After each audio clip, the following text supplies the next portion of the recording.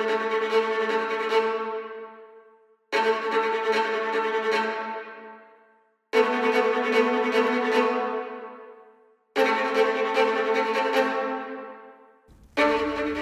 buenas tardes a todos, bienvenidos a un nuevo programa de Viajando en el Tiempo, aquí en Radio Agricultura y en Agricultura TV. Estoy de vuelta, como pueden ver, y obviamente estoy con la más linda, la Barbarita. ¿Cómo estás, Barbarita?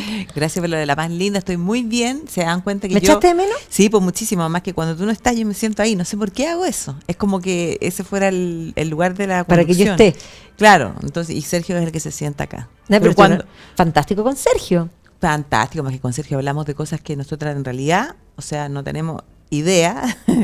Así que yo aprendo muchísimo, vengo a sentarme y tomo nota de las cosas que Sergio habla. Sí, además ha hecho unos cursos ahora en la red cultural, yo les recomiendo a todos que aunque no hayan tomado los cursos van a estar on demand. Hizo un curso sobre Marco Aurelio, uno de Trajano, que está súper de moda además, porque con todas las novelas de Posteguillo, es decir, sí, súper de moda. Es como the one. Sí, así, la verdad que sí.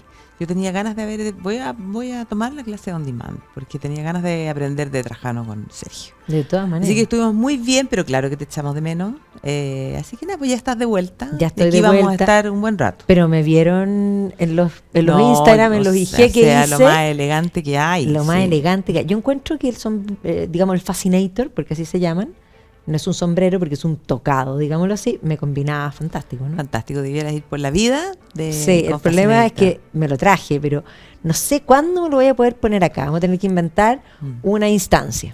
Sí, podríamos hacer después, cuando mejore el tiempo, hacemos un almuerzo y le pones de dress code. Fascinator Club. Claro, tal cual. Eso. Bueno, pero hoy día vamos a seguir viajando, contando la historia de países que estábamos haciéndolo antes de que yo me fuera. Y vamos hoy día a hablar de un país que está súper de moda, porque de verdad hace un tiempo atrás el turismo se ha enfocado mucho en un lugar donde hay cantidad de sol.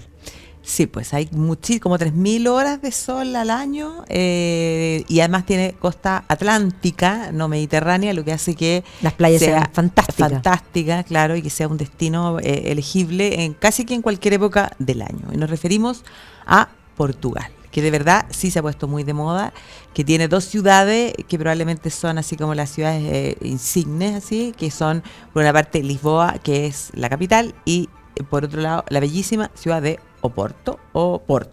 De las dos maneras. Exactamente. Bueno, y ya está de moda también, no solo por sus playas, sino que porque económicamente ha logrado cambiar su estatus, porque podríamos decir que hasta no tanto tiempo, económicamente era considerado un país bastante pobre. Si uno piensa sobre todo en el siglo XX, hubo una gran migración portuguesa a distintos lugares porque la condición económica y básicamente es parte de esa política económica que tomaron muchos en la década del 30, 40, que aplicaba socialismo y que no logró levantar cabeza. Hoy día, principalmente medidas pro inversión, bajas de impuestos y una serie de ideas han hecho que la inversión llegue a Portugal y que Portugal tenga, digamos, unos índices bastante que auguran un buen pasar, sobre todo si la política lo hace bien, porque había un momento en que lo estaban haciendo más o menos bien, vinieron gobiernos de corte más socialista y nuevamente bajó, y hoy día hay esperanzas de que vuelva a repuntar. Pero es un bello país. Es un bello país, sí, ¿no? Y lo que es impactante es mirar los gráficos del cómo sube a partir del año 2018, cómo la economía repunta, es verdaderamente impresionante, es un caso digno de análisis. Es de los casos de estudio junto con Estonia, que es otro país curioso, pequeño, pero que decidió, digamos, racionalizar su Estado, convertirlo en una especie como prácticamente empresa. Y eso lo hizo muy bien Irlanda, que por supuesto lleva la delantera, porque hay una mentalidad distinta en Irlanda, que tiene que ver con la visión anglosajona, que podríamos decir se suma a estas medidas y que han traído frutos realmente importantes. Sí. Pero la verdad es que, bueno, si nosotros pensamos en Portugal, nos referimos a una parte de la península ibérica, podríamos decir esos nombres vienen por una parte de los griegos, se habla de Iberia, y por eso la península ibérica, después los romanos lo van a llamar Hispania, pero hay habitantes desde súper temprano, y de hecho toda la zona de lo que hoy día es Galicia, lo que va a ser la Lusitania, que en el fondo es Portugal, estaba habitado por celtas. Y estos celtas van a dejar vestigios monumentales súper importantes que generalmente uno los tiene como en la vista para las Islas Británicas, esos grandes dólmenes, menires, círculos de piedras que uno siempre se los imagina como en Escocia, claro, en Inglaterra, y ojo, en Bretaña, pero todo el sustrato celta que es cultural van a tener, digamos, vestigios similares, y en Portugal hay unos magníficos. Sí, pues hay unos magníficos que de hecho nos hacen pensar que Portugal es nuestro próximo destino, o uno de los próximos. Nada más que a mí me encantan las piedras, tú sabes. Sí, yo sé que te encantan las piedras, sí. Así que no, existen esos restos que son impresionantes, porque claro, estaban estos celtas que son los lusitanos, y además, bueno, la península ibérica en su totalidad no solo tenía población de origen celta, sino que también había población de origen íbero. Y eso es lo que va a conformar un poco el sustrato inicial de esta península, que claro, Portugal y España tienen en un comienzo una historia que en el fondo es la misma, ¿ya? Hasta que comienza a diferenciarse un Portugal que, a pesar de tener la misma historia de España, siempre va a luchar, en el fondo, por diferenciarse, por lograr su independencia, y eso lo va a llevar a enfrentarse fundamentalmente al Reino de Castilla, que va a ser el reino más poderoso en algunas ocasiones importantes. Y claro, la historia es la misma, y que tiene que ver con que esos territorios van a llegar ahí los romanos. Pero no les va a ser fácil. No, a los romanos no les va a ser fácil, porque dentro de los lusitanos va a salir una especie que se convierte en un héroe, que es Viriator, que va a ser este líder lusitano que va a dirigir estas guerras contra los romanos. Que de hecho se llaman las guerras lusitanas. Las guerras lusitanas, claro, y que, finalmente no lo van a lograr vencer en el campo de batalla, así que van a tener que entrar a negociar con él, y ahí, cuando están negociando con él, quien negociaba por los romanos, en el fondo, lo va a traicionar y va a comprar a 3 personajes que finalmente van a terminar asesinando a este hombre en el año 139 antes de Cristo. Y entonces, una vez que, claro, este Viriator muere, claro, los romanos pueden empezar a incorporar esos territorios como la provincia de Lusitania, pero le dieron resistencia importante estos lusitanos. Y una vez que, lo integran, estos territorios pasan a ser romanizados, como ocurre en todos los territorios que fueron parte del Imperio Romano, y hay vestigios romanos bastante importantes. Monumentales. De hecho, en la propia Lisboa, parte de la muralla romana, en Évora, hay templos, no digo completos, porque están fragmentarios, pero las columnatas están completas, y podríamos decir mucho vestigio de vilas. Las vilas generalmente se destruyen, pero lo que queda es la muestra de esta romanización, particularmente en todos los pisos, o sea, los mosaicos romanos, en todas son unas partes, alfombras. Son una belleza. O sea, yo encuentro que además, yo creo que hay que ponerle dimensión de lo que significa el trabajo manual, de hacerlo tan lindo, y el trabajo, las horas hombres que implica eso, el arte, y realmente hay que decir que en la zona lusitania, es decir, hoy Portugal, hay mosaicos de alta envergadura. Por supuesto que uno sigue diciendo que los mejores mosaicos están en Sicilia por el hallazgo de Piazza Armerina, que es una vila única, porque probablemente era de alguien muy importante. Hoy día se piensa que habría sido uno de los, en el fondo, cuando está la tetrarquía, uno de los emperadores César, pero porque no hay otra explicación, era alguien demasiado importante. Pero en Lusitania hay muchas vilas, muchos mosaicos, hay vestigios de baños, por supuesto, los romanos siempre tienen. Sí, pues hay unos baños que tenían así como la calefacción por los radiantes que la inventaron los romanos, sí, que son en la ciudad de Braga hoy día, que en ese momento, o sea, los romanos la van a fundar, y la van a fundar como Brácara Augusta, ¿ya? Porque ahí vivían. Claro, y además era parte, como conectaba con Emérita Augusta, claro, porque hay que entender que estas ciudades tenían las vías, o sea, los caminos y obviamente que ahí hay un camino importante para... Sí, pues Mérida Augusta, que es Mérida hoy día, Mérida, claro, era una ciudad que estaba muy vinculada con el mundo de estos lusitanos. Así que está pegadita, sí. Así que lógicamente que hay presencia importante de esta romanización, o sea, vivir al estilo de los romanos. Pero... bueno, ya hemos repetido muchas veces aquí que la parte occidental del Imperio Romano va a entrar en decadencia, y esa decadencia, en el fondo, entre muchas otras cosas, va a tener una de las causas, en el fondo, va a ser la incursión de los pueblos germanos que van a entrar en el territorio del Imperio Romano. Y entonces en estos territorios se van a instalar los suevos, o sea, que se instalan en lo que hoy día es Galicia, o sea, en el norte de la península ibérica, y en parte importante de lo que es Portugal. Claro, hay que entender que los pueblos que caen sobre la península ibérica primero son los suevos, los alanos y los vándalos.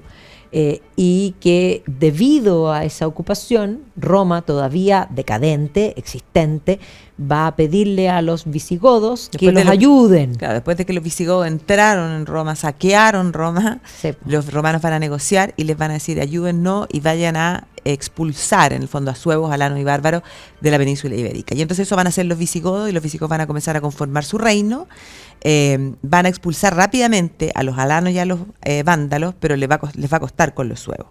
Se van a enfrentar con los francos son los que hacen que queden al otro lado de los Pirineos. Claro, porque al principio los visigodos tenían la capital en Toulouse, y posteriormente, cuando son corridos por los francos, se establecen con Toletum, que era una ciudad romana, Toledo. Claro. Así que bueno, pero finalmente van a lograr expulsar a los suevos, y entonces los visigodos van a conformar este reino, que siempre uno habla del reino hispano-visigodo, que tenía capital en Toledo. Pero era un reino débil, había muchas disputas internas entre los propios visigodos, y eso es lo que finalmente va a llevar a que en el año 711 la península ibérica caiga en manos del Islam. O sea, la primera de las batallas es la batalla de Guadalete, donde estas tropas que eran musulmanas, que eran árabes y del norte de África, claro, cruzan el estrecho de Gibraltar y van a derrotar al último rey visigodo, que es Don Rodrigo, ¿ya?, en esa batalla. Y a partir de ahí empieza la rápida conquista del Islam, porque hay que pensar que Guadalete está en el sur, podríamos decir, de la península ibérica, y en solo 3 años están en Lugo, o sea, en el norte, sí, en la zona de Galicia. Así que rápidamente caen en manos del Islam, salvo en la costa del Cantábrico, donde se van a reorganizar, podríamos decir, los cristianos, sobre todo desde Asturias, y desde ahí van a comenzar a conformarse reinos. Y la primera batalla que se considera como el origen de la Reconquista, que es la batalla de Covadonga. Don Pelayo. Y de ahí comienza esta reconquista que va a ir avanzando en el tiempo y que podríamos decir va a tener momentos clave. Pero específicamente, si ya empiezan a aparecer los reinos, León, en el fondo Castilla, esta idea de cruzada contra el infiel, nos tenemos que encontrar con Alfonso VI ya de Castilla, la época del Cid, y precisamente este es un momento importante porque van a recuperar la capital, Toledo. Claro. Pero eso también va a ser paralelo con la aparición de Portugal como tal, porque Alfonso VI, a pesar de recuperar Toledo, van a venir olas nuevamente de, digamos, refuerzos para el mundo musulmán, para intentar recuperar lo perdido, y entonces él va a pedir ayuda a los cristianos, y en ese contexto van a venir los, digamos, Borgoña, la casa de Borgoña, quienes van a ayudar. Y esta ayuda de la Casa de Borgoña va a implicar que él, en premio, le va a entregar lo que era este condado de portugalense, que posteriormente se va a convertir con la Casa de Borgoña en Portugal como reino independiente. Claro, va a ser con el hijo de este Enrique de Borgoña, el fondo que ya se convierte en un reino que va a ser reconocido, porque este Alfonso I Enrique, en el fondo, va a derrotar a los musulmanes en una batalla, y tras eso él se va a proclamar rey de Portugal. Va a tener que enfrentarse también a su madre, que había actuado como regente después de la muerte del padre. Se enfrenta a la madre y, bueno, finalmente él se va a consolidar como este rey. Los reinos hispanos, o sea, sobre todo el reino de Castilla, que se comienza a transformar en el reino más importante, va a tener que reconocer a este reino de Portugal en el Tratado de Zamora. Pero igual después se van a enfrentar después en el tiempo varias veces. Claro, o sea, va a haber un tira-afloje con... Exactamente, o sea, lo reconocen, el Papa también va a reconocer al reino, pero claro, eso no significa que no vayan a haber enfrentamientos, y probablemente uno de los más importantes de estos enfrentamientos va a ser en el año 1385, cuando se enfrentan Juan I de Castilla contra Juan I de Portugal, estos todos se llamaban iguales, en la batalla la batalla de los Juanes era esta, la batalla de Aljubarrota. Y ahí ya tenemos en el fondo que van a triunfar los portugueses sobre los castellanos, y eso es lo que va a significar que por una parte se consolide una nueva dinastía, que ya es la que tal vez todos tenemos en mente para Portugal, que es la dinastía Avís, la casa de Avís, sí. claro, y se consolide la independencia del reino como una especie como de conciencia nacional, pero también algo muy importante que va a ser una constante en la historia de Portugal, porque en esa batalla es la primera vez que los portugueses ya tienen el apoyo de los ingleses. Sí, pues los ingleses van a apoyar a Portugal particularmente porque son los archienemigos permanentes de España. Siempre, todavía no podemos hablar de España per se porque todavía falta un poco más para poder hablar de eso, pero en este momento el reino más importante es Castilla. Y claro, bueno, la casa de Avís es fundamental particularmente porque aquí nos vamos a encontrar, sobre todo pospeste, con una situación, sí, podríamos decir, de auge económico en general europeo, y con una situación que para Portugal era tremendamente complicada porque el comercio se hacía por el Mediterráneo y muchos de los productos que venían del Oriente, en la medida hay que entender que el comercio del Mediterráneo estaba manejado por venecianos, por genoveses, que hacían fluir los productos, y obviamente si uno piensa en la logística, todo lo que es el traslado de los productos tiene un precio y se iba encareciendo, y por lo tanto a la península ibérica en general le van a llegar los productos más caros, y a Portugal en específico aún más caros porque está más lejos, el final, final del mundo. Entonces efectivamente la península ibérica va a necesitar buscar una solución a esta situación, pero ya te voy a contar porque vamos a ir a comerciales. Perfecto. Pero lo dejamos ahí. Lo dejamos ahí, sí.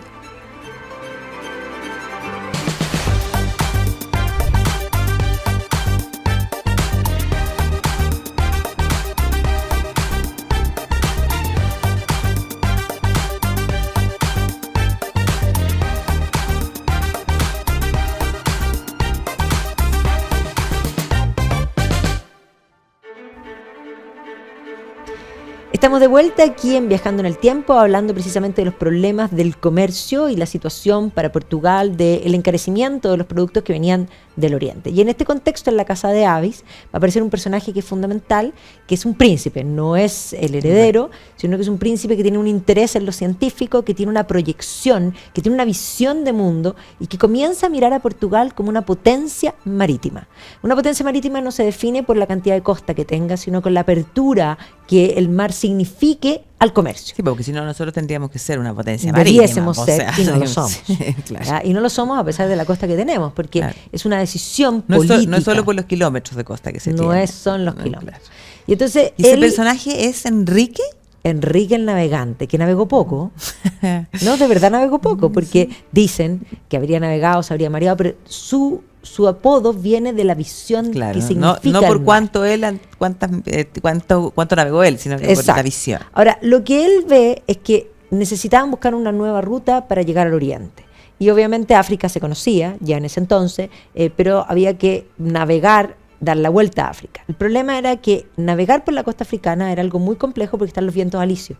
Y esos vientos son muy difíciles, sobre todo para las embarcaciones existentes en ese minuto. Entonces él va a fundar una escuela de navegación donde va a congregar a, digamos, estudiosos, científicos, y va a perfeccionar los instrumentos por una parte, y va a perfeccionar y desarrollar nuevas embarcaciones que sean capaces de navegar, digamos, más cerca de la orilla, porque no te puedes ir hacia adentro. Cabotaje, digamos, por la costa africana. Y se va a desarrollar, por ejemplo, la carabela. La carabela es una combinación entre los veleros que se usaban en el Mar del Norte, las galeras que se usaban en el Mediterráneo, con un casco más alto, porque los vientos implican más oleaje, son más pequeños también por lo mismo, para que sean más dúctiles, pero además va a perfeccionar el astrolabio y va a tener esta visión. Entonces en 1415 van a tomar Ceuta, que en realidad es cruzar Gibraltar, una cosa nada, pero es poner el primer pie ahí, claro, en África, para de ahí comenzar a explorar. Entonces digamos 434 van a llegar ya al Cabo Bojador, con lo que se van a integrar van a poder entrar hacia el Magreb, y esa zona va a implicar poder plantar trigo, porque eran zonas fértiles, pero además comercio de distintas cosas, y ya desde entonces comienzan con el comercio de los esclavos. O sea, los portugueses van a ser grandes esclavistas. Parte de lo que se podía comerciar y que se vendía y se transaba bien era precisamente las personas. Pero va a continuar por la costa africana y hay que entender que Enrique el Navegante muere en 1460, pero la navegación sigue. Claro, queda su legado. Pues, y también por esta época es del momento en el que Portugal va a incorporar las Azores y Madeira, que siguen siendo dos archipiélagos, en fondo, que siguen siendo parte de Portugal hoy día y que son extraordinariamente maravillosos. No, maravilloso. O sea, unos paisajes, pero... Me encantó Madeira, yo encuentro que hay que ir, es puro ir. Pero hay que decir una cosa, en este entonces, debido a eso, van a entrar en problemas con Castilla y se va a establecer una primera línea, que es una línea horizontal, que se va a establecer con un tratado que es el del Casoas y Toledo, en el que se va a establecer que las Canarias son de Castilla, pero que lo que está al sur de las Canarias es todo lo que podríamos decir el mar portugués. Claro, o sea, área de navegación para los portugueses. Exacto. O sea, como que dividían el mundo en dos. Esa es la primera demarcación que hacen entre estos dos reinos, pero no va a ser la definitiva. Van a entrar a pelear ahí. Claro, y entonces pues, bueno, el siguiente gran paso lo va a dar Vasco de Gama. No, Bartolomé Díaz. Bartolomé Díaz, pues de veras. Bartolomé Díaz es el primero en llegar a África a la punta y ya ver el mar, el Cabo Índico.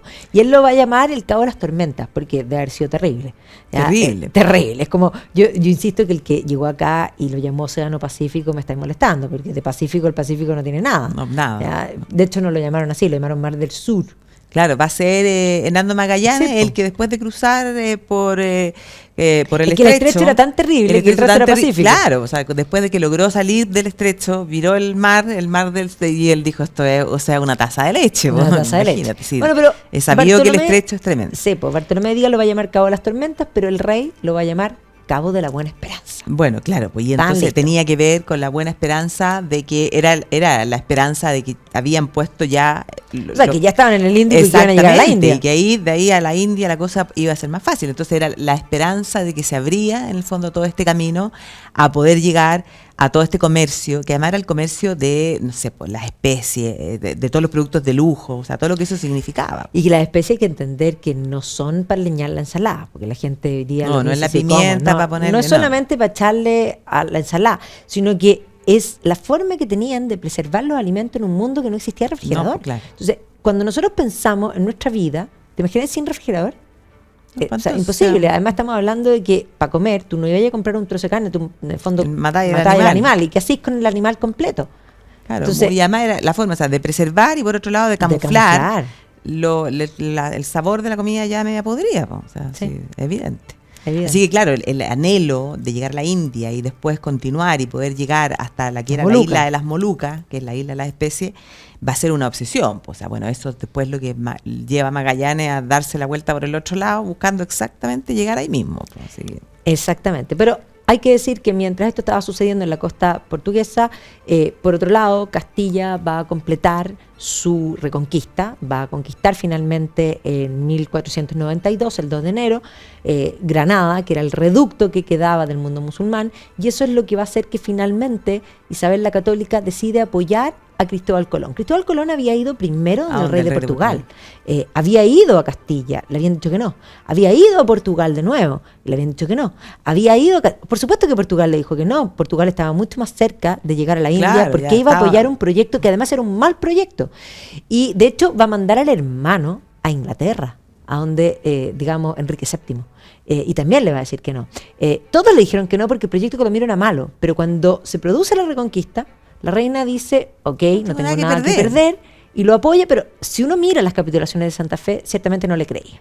Pero Colón va a llegar supuestamente a la India, porque él juró que llegó a la India, y además yo creo que de puro picado, cuando viene de vuelta, va a ir a Portugal primero. Claro, habiendo tomado posesión de estos territorios que él pensaba que era la India, al nombre del reino de Castilla. Claro, y va a ir a Portugal a decirle, yo llegué.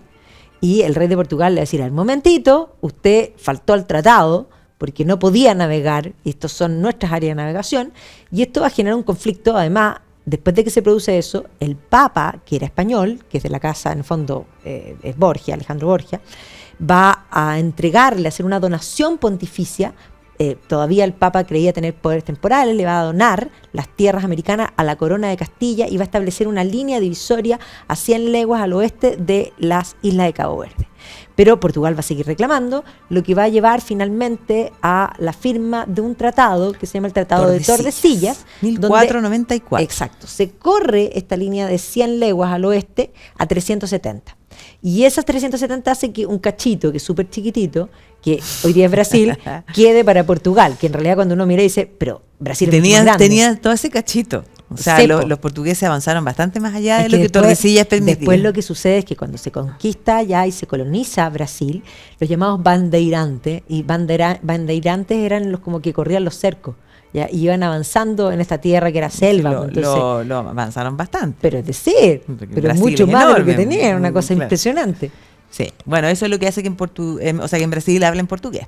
Exactamente. Esa es la razón, el Tratado de Tordesillas. El Tratado de Tordesillas. Claro, y además hay que pensar, son solo 2 años después del viaje de Colón, o sea, desde 1494. Entonces la disputa y las envidias que tienen que haber tenido ahí por lograr, o sea, tienen que haber sido impresionantes. No, claro, y además imagínate para Portugal cuando ya estaban dando la vuelta por el Índico y de pronto le dicen, España llegó a la India, era como me desayunaron, po. Claro. Y hay que entender que Vasco de Gama va a llegar a la India, pero varios años después, en 1498.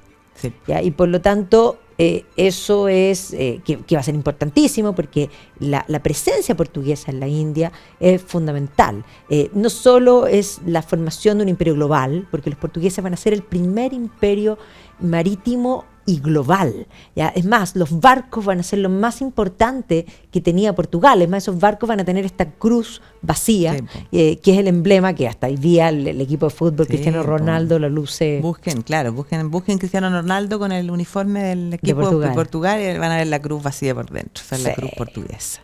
Que es la cruz, en el fondo, porque, bueno, de una de las órdenes de caballería, precisamente, que se había instaurado en la zona. Cuando Vasco de Gama llega, van a tomar posesión no solo, sino enclaves permanentes portugueses en la India, Goa, por ejemplo. Ahí está la figura de Alburquerque, que es un personaje que va a ser virrey en la zona, porque entendemos que la India es una diversidad inmensa, no hay que empezar como un solo país, era una diversidad enorme. Pero los portugueses van a ser los primeros occidentales en instalarse aquí. Alburquerque se las va a dar de grande, de hecho va a terminar mandando hasta un rinoceronte, que de hecho es el rinoceronte que pinta Durero. Que ese es un dibujo extraordinario. Pero claramente tú lo vio un rinoceronte, sí. O sea, no puede dibujar a alguien eso sin haberlo visto. Sin haberlo visto, sí. Es cierto. Sí. Sí, van a haber personajes bien extraordinarios. Y, bueno, también no podemos dejar de nombrar que, claro, va a ser en el año 1500 cuando finalmente, para el otro lado, en el fondo ellos exploren lo que tenían permitido por Tordesillas y van a haber algunas excursiones antes, pero siempre se considera que es Pedro Álvarez Cabral el que llega a Brasil. Sí. ¿Cierto? Exactamente. Y entonces es como Salvador de Bahía, la primera de las ciudades, y luego, en el fondo, con los distintos gobernadores, 1565, por ejemplo, creo que se funda la ciudad de Río de Janeiro. Exacto. Pero ahí van a empezar a tener problemas con los indígenas. Van a tener problemas con indígenas. De hecho, el segundo gobernador va a tener un problema, se va a tener enfrentamientos con los indígenas, porque los indígenas, entre otras cosas, van a tomar prisionero, lo van a matar y se lo van a comer al obispo. Sí, no es menor. No es menor, el encuentro de los dos mundos. El encuentro de los dos mundos, del buen salvaje. Exactamente, sí. Así que bueno, pero mientras todo esto estaba pasando, mientras Portugal estaba creando, como tú decías, este primer imperio comercial que van a llegar a la India, que incluso van a avanzar, China. Van a llegar a China, van a Macao, ahí se instalan en Macao, que de hecho es lo último que Occidente le devuelve a China el año 1999, y Macao es totalmente portuguesa. O sea, si uno mira fotos, claro, la arquitectura. Está toda la parte nueva, moderna, con edificios de vidrio, todo, pero la parte antigua es una ciudad portuguesa. Pero además van a llegar a Japón. Y en Japón hay cosas súper interesantes porque, por ejemplo, una de las cosas que nosotros, ahora hablando de esto y conversando con un chef, el chef del Lusitano, yo creo que hay que puro ir al Lusitano. Sí. O sea, yo me muero de ganas. Tienen 2 locales, uno en Bellavista y uno cerca de Manuel Montt. O sea, en Bellavista, ¿no? en Barrio Italia, y el otro cerca de Manuel Montt. Y el chef del Lusitano nos hizo un comentario que me llamó mucho la atención, que efectivamente los japoneses comen tempura debido a que son los portugueses los que llevan esa receta. Yo encuentro que, para mí lo que más me interesó del dato, que no lo voy a olvidar nunca más. De hecho, le dije que la próxima vez que nosotras hiciéramos la clase de Portugal lo íbamos a llamar previamente para que él nos diera, porque no solo dio el dato del tempura, sino que nos dio varios más, y dije, esto tenemos que incorporarlo sí o sí en la clase, porque son las cosas además que enriquecen, enriquecen tanto el propio conocimiento, pero además son las cosas que no se te olvidan. No, pues por supuesto, son las cosas primero yo recuerdo. Y además ellos mismos nos decían el día que los vimos que en general los portugueses todos cocinan muy bien, ¿ya? Y cocinan muy bien porque en el fondo durante tanto tiempo, ¿ya? A pesar de que hubo tanto contacto. Claro, tanto contacto, pero después van a vivir una época que ya vamos a ver si llegamos de aislamiento. De aislamiento, de pobreza, donde en el fondo ya no la gente se volcó hacia adentro. Y por lo tanto todos cocinan bien, con 2 papas y una zanahoria y especias. Bueno, pero en Japón va a ser importante porque van a traer el cristianismo, van a llevar también las armas de fuego. Esto además va a complicar la situación política interna de Japón. De hecho, es un momento en que está dividido en los señores de la guerra, en estos daiko, que pelean entre ellos. Y efectivamente es lo que se muestra muy claramente, por ejemplo, en la serie Shogun, donde se ve que los portugueses tienen este monopolio, tienen esta presencia, los jesuitas que manejan también parte de la política, el comercio, donde llega este personaje que es un inglés que quiere entrar y abrir también el comercio. Siempre nosotros tenemos esa idea de que Japón tuvo cerrado hasta el Comodoro Perry en el siglo XIX. Sin embargo, tenía esta apertura a través de Portugal. Pero al entrar el cristianismo, esto va a complicar la situación política, la división política, la lucha política, que se va a convertir en una guerra político-religiosa y va a terminar incluso con señores de la guerra mandando matar a todos los católicos. ¿Ya? Y de hecho ahí aparece el momento tremendo de los 26 mártires jesuitas que van a ser crucificados, un tema no menor, pero que evidentemente que también inspira. Ahí está la película donde sale Liam Neeson, que se llama Silence. ¿Ya? Que obviamente se trata de estos sacerdotes que se perdieron y que nuevos jesuitas los van a buscar. Es una súper buena película, pero que muestra un poco ese tema. Pero claro, van a estar también en Mozambique, o sea, la presencia es global y mundial. Y podríamos decir que este primer imperio comercial del mundo es portugués. Sin embargo, cuando nosotros pensamos en los imperios comerciales, el primer imperio que se te aparece en la mente es el holandés. Es a través de la Compañía de las Indias Orientales holandesas, que tiene el monopolio del comercio en Oriente, pero que transformó el mundo porque esa compañía capitaliza y se divide en acciones y genera el capitalismo moderno. Portugal no hizo eso. Portugal tuvo la empresa, pero nunca generó los instrumentos financieros como para efectivamente crecer enormemente. Entonces, lo que le va a suceder a Portugal es que, habiéndose extendido, la situación política va a complicar este mundo y lo va a terminar ahogando. Claro, y la situación política tiene que ver con que paralelamente, en el fondo, a todo este proceso, va a estar reinando en Portugal, quien va a ser el último, en el fondo, de la casa de Avís, que es el rey Sebastián, que es uno de los reyes más importantes de la historia de Portugal. De hecho, existe toda una corriente política media mítica casi, que habla que se denomina el sebastianismo, que considera que este es un rey que va a regresar a Portugal en el momento en el que Portugal necesite ser salvado y necesite su ayuda. Dejámoslo ahí. Pero volvemos porque es como el rey Arturo, una cosa magnífica. Vamos y volvemos.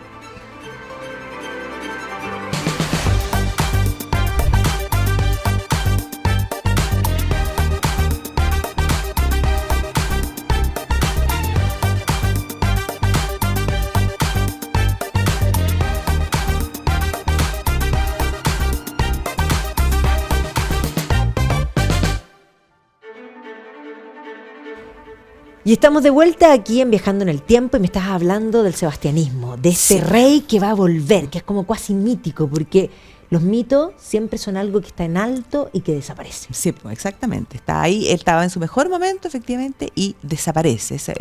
Y queda ahí como desaparecido. Y desaparece porque no lo encontraron más. Claro, no lo encontraron más. O sea, dicen que lo encontraron, pero no sabemos si lo encontraron. Exactamente, pero tienen la esperanza de que algún día va a regresar. Y este era en el fondo, es rey, que es en el fondo es hijo de una hermana de Felipe II, que es el rey de España en ese momento. Ya esto hay que tenerlo presente. Y que comparten con los españoles muchos de los abuelos, o sea, se casaban entre ellos. ¿ya? Y entonces este niño va a ser un niño de salud débil, precisamente por lo mismo. Su padre muere cuando él es niño, su abuelo también. El punto es que él empieza a reinar a los 3 años con muchas regencias. Y cuando ya llega a la mayoría de edad, él está muy impregnado por la idea de cruzada y quiere ir a enfrentarse en una guerra en Marruecos. Y se reúne, ¿ya?, con su tío, que era Felipe II, y le cuenta esta historia de que él quiere ir a Marruecos. Felipe II le dice, estamos tratando de tener la paz con los turcos, no es buena idea. Bueno, finalmente Sebastián, jovencito, va a esta guerra, al Alcázar-Quibir, donde finalmente va a terminar siendo muerto. ¿Ya? Pero no lo encuentran, o sea, dicen claro, que lo encuentran, lo entierran, hay una tumba, pero en realidad nunca encontraron no tienen el cuerpo. certeza, nunca hubo certeza de que ese efectivamente fuera el cuerpo de Sebastián. Y eso es lo que permitió que después muchos dijeran ser el verdadero Sebastián. Uno que fue hasta un italiano, se imagina. No, sí, bueno, siempre están esos chantas, pero siempre, en aparece. todas las historias de los países hay estos chantas de que usurpan o que dicen ser, acuérdate de la propia Anastasia. La Anastasia Romanov, sí, hubo tantas Anastasia Romanov, sí. Bueno, entonces claro, se asume que se muere, pero la verdad es que no se sabe bien si la tumba que está ahí en los Jerónimos, en Lisboa, es la tumba del rey Sebastián. Y esto va a generar una crisis sucesoria tremenda, porque él no tenía heredero, va a intentar heredar su tío abuelo, que era un cardenal, que va a tratar de dejar los votos, encontrar una mujer para tener descendencia. El papa, aliado de los austrios, o sea, de los españoles, no se lo permite. Y eso es lo que finalmente, bueno, y enfrentamientos, el duque de Alba va a la lucha. Bueno, eso es lo que finalmente va a abrir la puerta para que Felipe II, ya el rey de España, se convierta en rey de Portugal en el año 1580. ¿Ya? Claro, y este va a ser el tema porque en tomar Felipe II, digamos... El imperio en el que nunca se pone el sol. Bueno, se va a convertir en el imperio que nunca se pone el sol por una parte, pero por otro lado lo que va a suceder es que va a arrastrar políticamente a todos los conflictos que tenía España. Eso significa que van a entrar en la guerra a los 80 años contra los Países Bajos, que se van a enemistar necesariamente con Inglaterra, que había sido su gran aliado, y por lo tanto esto va a complicar la situación comercial. O sea, hay que entender por qué el ocaso del mundo comercial. Claro. Por otro lado, el imperio español es en un momento en que, podríamos decir, después de Felipe II vienen estos Austrias menores, Felipe III, Felipe IV, que van a alcanzar a gobernar también en Portugal, que van a tener problemas porque todas estas cosas van a traer déficit fiscal, va a llegar un momento en que se necesita recaudar más impuestos, además va a estallar digamos, una rebelión en Cataluña apoyada por Francia, y esto va a implicar que en el gobierno de Felipe IV, el conde duque Olivares va a llamar a la unión de armas, va en el fondo a buscar necesito que me mande nombre y dinero, claro, sí. Y por lo tanto esto va a generar todo un problema, lo que va a hacer que finalmente los portugueses digan no nos conviene seguir con esta gente, van a hacer una especie de revolución y van a reconstituir la monarquía en la Casa de Braganza. Exactamente. Y van a volver a ser independientes. Entonces la Casa de Braganza va a gobernar desde entonces y por un buen tiempo. Y por un buen tiempo que van a pasar por momentos importantes, sobre todo en la época, podríamos decir, de la Ilustración. Va a haber un periodo de auge, un periodo de ayornamiento, incluso un despotismo ilustrado. Pero uno de los hechos también claves sobre todo para Lisboa es el terremoto de 1755, que no solo fue terremoto, sino que fue tsunami, incendio. ¿Ya? Se habla de que en la escala de magnitud de ese evento fue como 9 grados, o sea una brutalidad. Increíble. Claro. Y ahí va a estar una figura que... exactamente, el Marqués de Pombal. ¿Tiene vino? Tiene un vino, cuando vayamos tenemos que probarlo. No, si el Marqués de Pombal básicamente rehace todo, es un hombre de gran poder y por lo tanto es tratar de mostrar este poderío. Pero todo esto se va a complicar ya con Napoleón. Sí. Napoleón va a decretar el bloqueo continental contra Inglaterra, Portugal no lo va a respetar, esto va a implicar que Napoleón acuerde con España un permiso para poder invadir Portugal, que termina invadiendo España y Portugal, y la casa portuguesa se va a ir a Brasil. Y eso va a cambiar la historia de Brasil. Claro, no solo la reina y el heredero, sino que la corte completa, como 16.000 personas partieron para Río de Janeiro. Imagínate la cantidad de barcos. Bueno, se cuenta que las mujeres embarcadas se contagiaron de piojo y que no tenían cómo sacarse los piojos, esa época atroz. Bueno, se pelaron. Y cuando llegaron a Brasil, las brasileras encontraron que esta era la moda y se pelaron todas también. Una cosa pero realmente impactante. Claro, bueno, eso va a cambiar la historia de Brasil porque, bueno, se van a establecer ahí.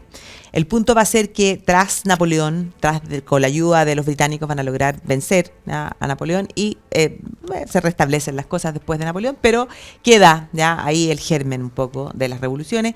Y en Portugal se va a producir una revolución como de corte así como más liberal en el año 1820, que parte en Oporto, que luego se va a Lisboa y que va a, en el fondo, pedir conformación de cortes para tener una constitución. La primera constitución que finalmente va a ser, claro, la de 1822. ¿ya? Y estas cortes van a llamar, o sea, en el fondo, muy complicados con que el rey estuviera en Brasil, lo van a llamar. ¿ya? Y el rey va a regresar, ¿ya? Pero el rey en el fondo va a dejar en Brasil a su hijo.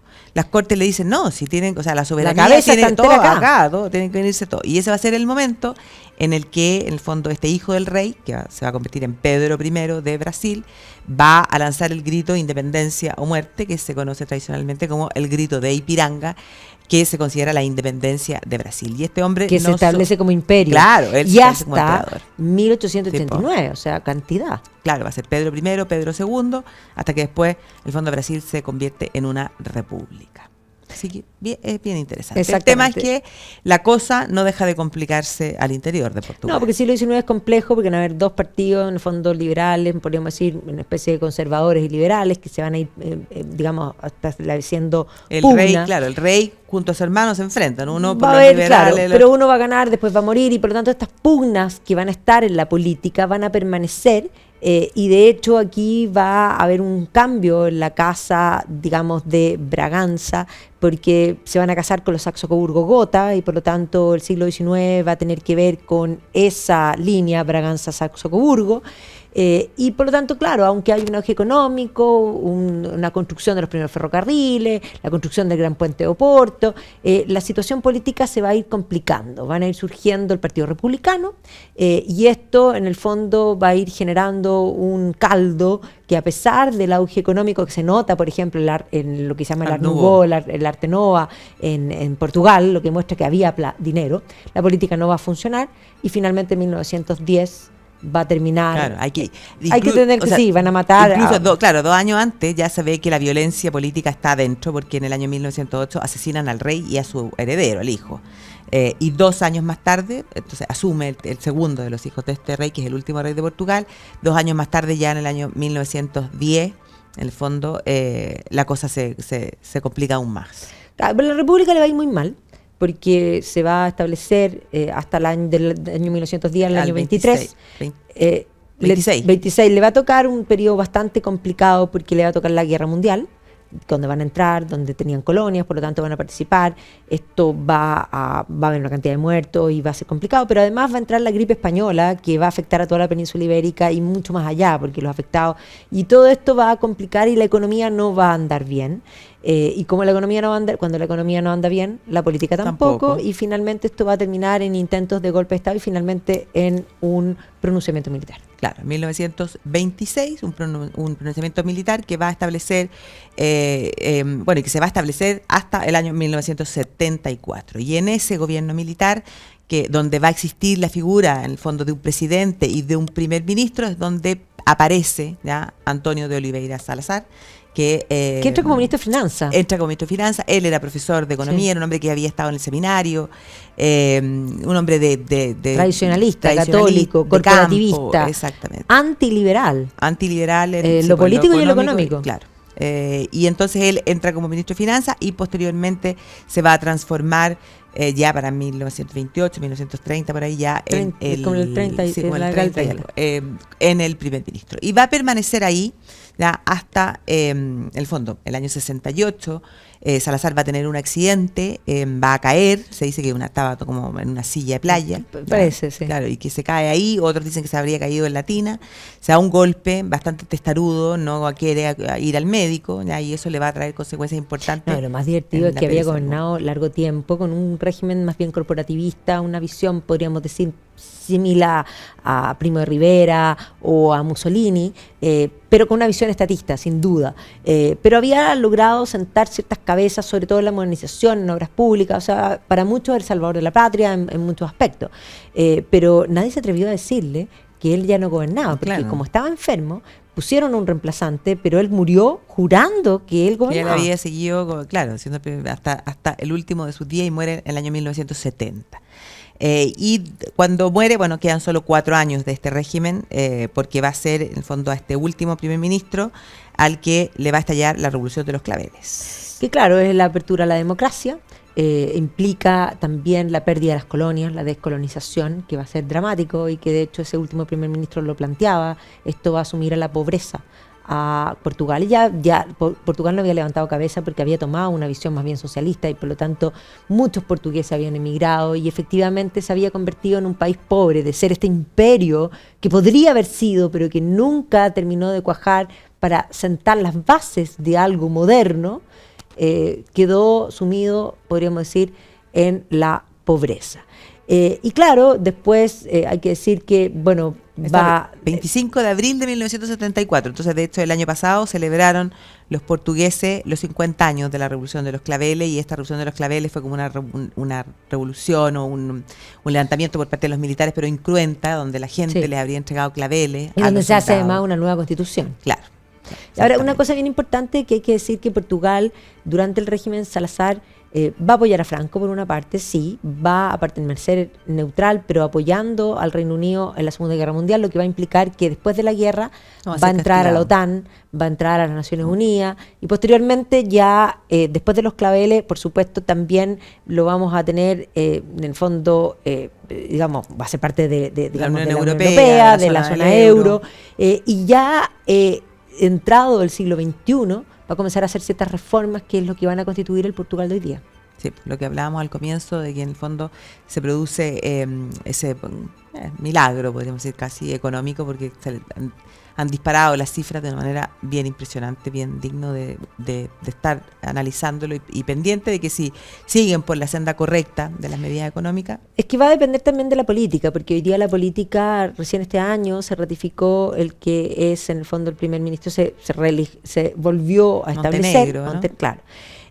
Y él es un hombre de derechas tradicionales, podríamos decir, pero en esta última elección, como segunda fuerza, apareció un grupo que es un símil a Vox, digámoslo así, que ha ido mutando y corriendo la política y la visión política hacia la derecha, con lo cual, aunque es una continuidad, implica un cambio. Hoy día, por ejemplo, una de las cosas que está enfrentando Portugal y está enfrentando todos es el tema migratorio, y se están tomando medidas que había tenido una política de puertas abiertas y hoy día está con una política bastante más restrictiva, porque es insostenible lo que se había establecido, sobre todo por los gobiernos progresistas anteriores. Entonces, el progresismo tuvo esa idea buenista de no existe nadie ilegal, pero es insostenible económicamente para nadie. Ahora todos están enfrentando el problema de haber abierto las puertas así, como sin mayores requisitos. Exactamente. Bueno, pero hay que decir que lo mejor de todo, tú hablabas de la comida portuguesa, y una de las cosas que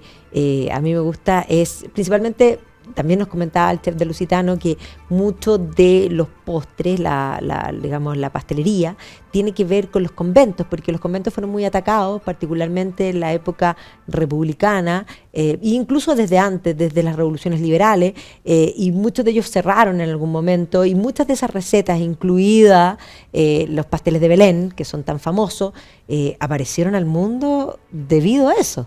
Claro, pues, se dice que el que era el cocinero del monasterio de los Jerónimos, que es donde se hacía el pastel de Belén, cuando se da cuenta que el monasterio ha cerrado, que se ha quedado sin pega, decide vender la receta a una familia, ahora no me acuerdo el nombre, y esa familia habría tomado la receta, habría seguido produciéndolo y vendiendo. Y desde 1837. Claro, vendiéndolo primero así como a pedido, pero ya en 1837 instalan la pastelería. Y ahí está la pastelería donde venden los pastelitos de Belén, y sigue siendo la misma familia, creo, la que tiene. Me encuentro increíble. Y así historias como esas son muchísimas. O sea, cocina, podríamos decir, mundial por una parte, y cocina conventual. Sí. Mano de monja, extraordinario. Sí, pero mano de monja, extraordinario, sí. Así que, nada, pues tenemos que ir para Portugal. Tenemos que ir para Portugal. Pero antes de ir a Portugal nos vamos a ir al norte de Inglaterra y Escocia. Si hay alguien que nos quiera acompañar en agosto, todavía quedan algunas plazas. Y en octubre vamos a Francia. El próximo año ya lo estamos planificando, todavía no está Portugal, pero probablemente para el 27. Sí, ya vamos, ya no sé. No, nosotros ya tenemos armado, porque el próximo año vamos a ir a, en el fondo, Sicilia con Malta, en marzo. Sí. Después vamos a ir a Escandinavia, digamos a Dinamarca, Noruega y Estocolmo. Y finalmente en el próximo octubre vamos a ir a Japón. Ese es desafío. Así que vamos a ir a comer tempura. Ese es desafío. Desafío, importante, sí, va a estar entretenido. Sí. Pero bueno, nos estamos viendo. Gracias por acompañarnos y la próxima semana seguiremos viajando. Nos vemos.